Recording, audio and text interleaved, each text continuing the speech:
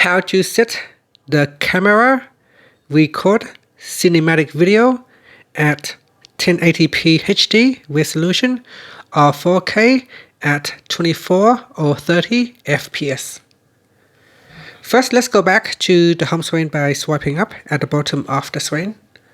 From the home screen, tap on Settings. Now in the Settings page, we scroll down, then tap on Camera. Next, we scroll down and tap on Record Cinematic. In here, you have three different options.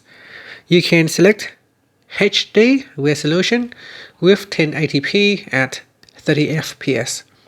And the other two options are 4K video at 24 FPS or 30 FPS.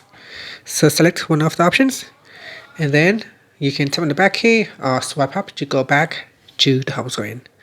To start recording cinematic video, you can swipe across here and select cinematic.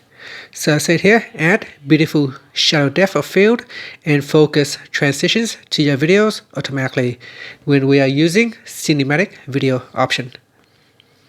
And here it is. And that's it. So just press on the record button to start recording in cinematic mode. So in this mode, the subject needs to be a bit further away from the camera. If it is too close, the camera will not be able to set a focus.